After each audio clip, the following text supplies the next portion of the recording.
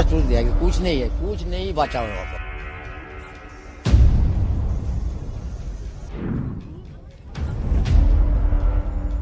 दोस्तों, अभी हाल ही में कलकत्ता में हुए हादसे के बारे में आप लोगों ने तो सुना ही होगा। पूरा सोच दिया कि कुछ नहीं है, कुछ नहीं बचा हुआ है।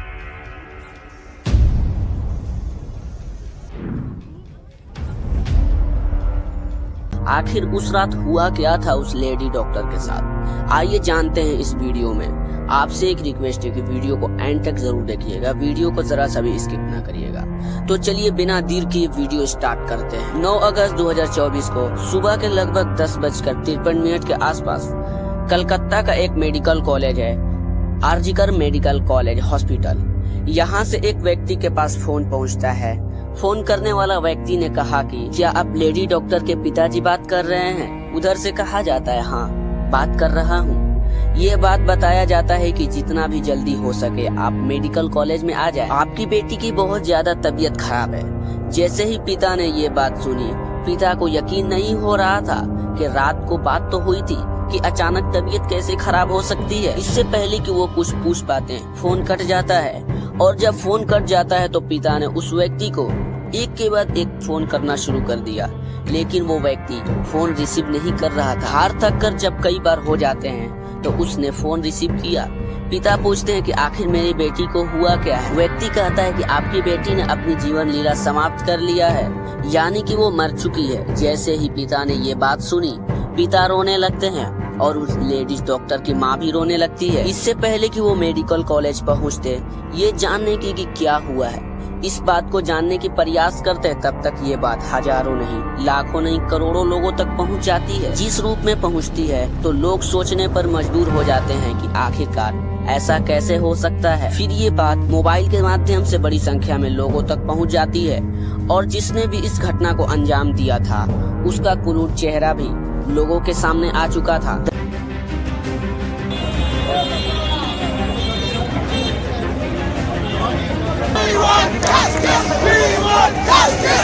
दरअसल ये घटना इंसानियत को शर्म कर देने वाली घटना है।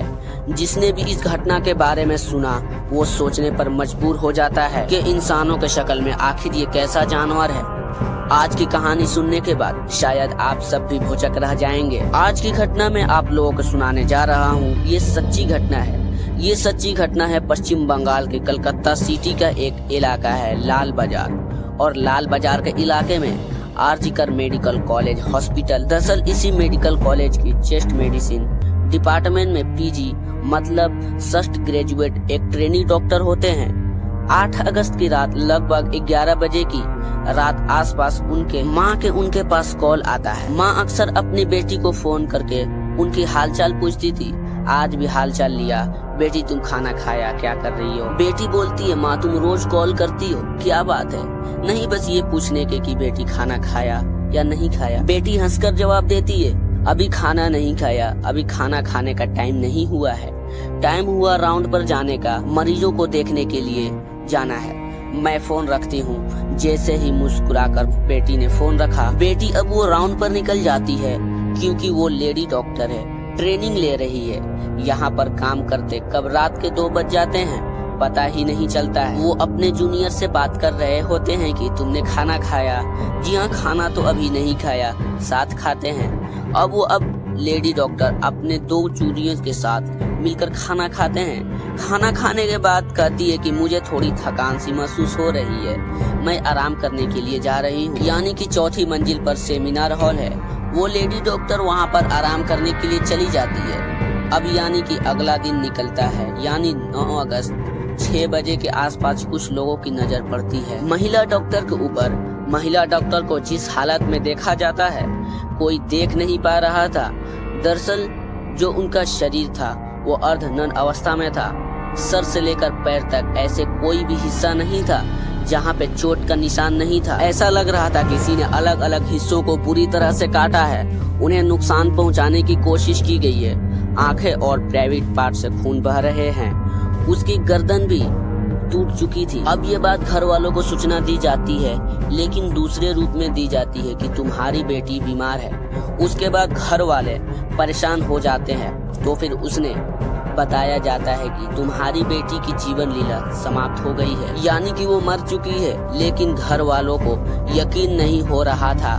रात को 11 बजे बातचीत तो हुई थी, आखिरकार बेटी कैसे मर सकती है। अब ये हॉस्पिटल के डॉक्टर के पास पहुंचती है, नर्स के पास पहुंचती है। जैसे ये घटना की बात लोगों तक पहुंचती रहती थी, लोगों में उबल फैलने लगता है।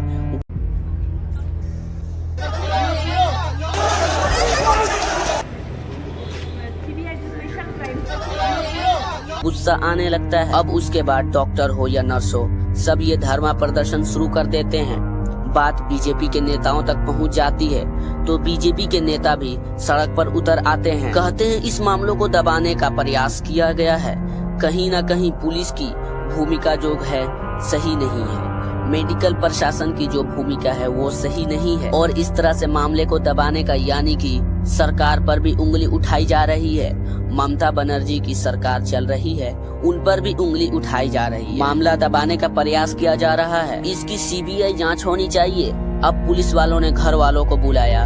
पिता ने अपनी बेटी को नग्न अवस्था में देखकर पिता रो रो कर उनका बुरा हाल हो जाता है। बस साल से हम जो कुछ किया है हम लोग सब उस दिन में पानी में बहा दिया। इसका ज्यादा कुछ नहीं बोल सकते। इसका अब हर जुबान पे एक ही बात थी कि आखिरकार लेडी डॉक्टर इतना अच्छा स्वभाव रहता हो।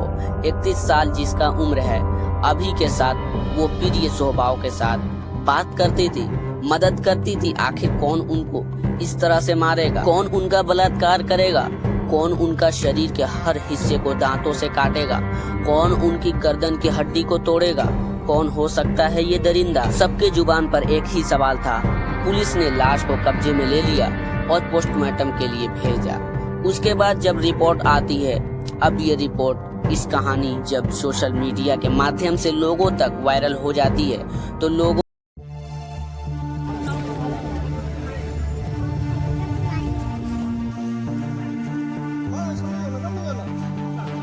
में उबल फैल जाती है। अब लोग कलकत्ता के सड़कों पर उतरने लगते हैं। हर किसी का एक ही मकसद था कि जितना जल्दी हो सके खुलासा होना चाहिए। ज्यादातर लोगों ने फांसी की सजा की भी मांग करने लगे। अब दबाव बढ़ने लगता है। अब या केंद्र सरकार से हो या अलग अलग राज्यों से, जहां से देखो वहां से दबाव बढ़ना शुरू हो जाता है। सब यही जिद करने लगते हैं कि इसे फांसी होनी चाहिए, लेकिन वो फांसी के पक्ष नहीं है।